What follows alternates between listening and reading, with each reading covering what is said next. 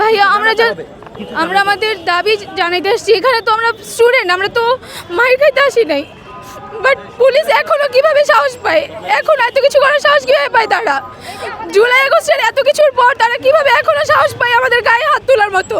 তারা ছুরি দিয়ে স্টুডেন্টদের গায়ে আঘাত করছে, ইভেন আমাদের স্টুডেন্টদেরকে মারছে, আবারও তারা টিয়ার গ্যাস চালাইছে।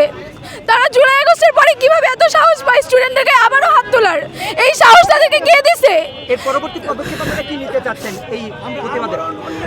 আমরা অবশ্যই অন্বেষণে যাব। আমাদের আন্দোলন কন্টিনিউ থাকবে। যেহেতু আমাদের ভাইয়ের গায়ে, আমাদের বোনের গায়ে হাত দিছে, তারা মেয়েদের গায়ে হাত দিছে, তারা কিভাবে আরো সাহস পায়? মেয়েদের গায়ে হাত দেওয়ার কিভাবে সাহস পায়?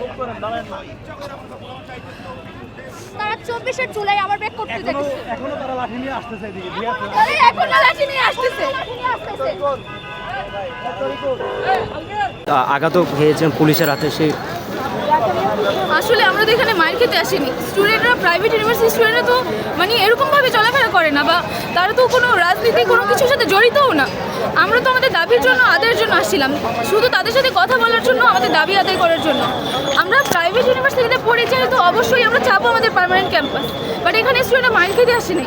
আমাদের স্টুডেন্টদের গায়ে হাত তোলা হয়েছে, টিয়ার গ্যাস, আবারও টিয়ার গ্যাস ধরা হয়েছে। এটা আমাদের আশা করার মতো না। অ্যাটলিস্ট জুলাই আগস্টের এত কিছু হওয়ার পর তো আশা করা যায় না। এসব এগুলি নিয়ে আমরা মেনে নিতে পারতেছি না। অবশ্যই আমরা এর পদক্ষেপ নিব।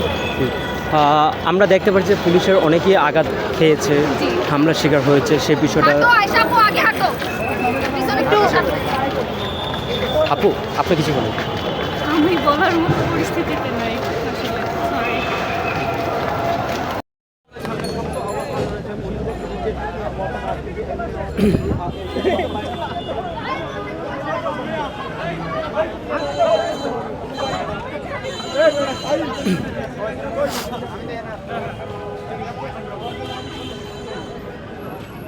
ভাই শান্ত কই, শান্ত ভাই, শান্ত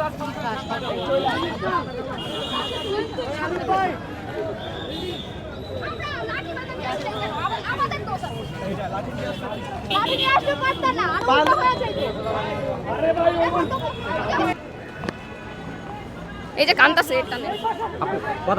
কথা বলতে জি বলেন কি জিজ্ঞেস? এইটা পুলিশের বাধা কত করে অনেকেই হামলার শিকার হয়েছে। আমরা পুলিশকে বারবার বলেছি যে দেখেন ভাই, আমরা সাধারণ শিক্ষার্থী, আমরা আপনাদের ছেলে মেয়েদের মতো।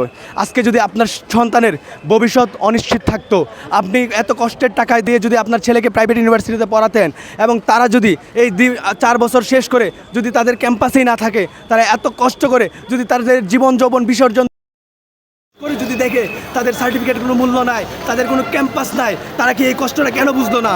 তারপরেও কেন আমাদের উপরে হামলা করলো? আমরা তো তাদেরকে বলেছিলাম আমরা কোনো বিশৃঙ্খলতা চাই না, আমরা আসছি, আমরা আমাদের শান্তিপূর্ণভাবে আমাদের কর্মসূচি পালন করে এখান থেকে চলে যাব। কি হতো, আমাদেরকে 5-10 মিনিট সময় আপনারা দিতেন।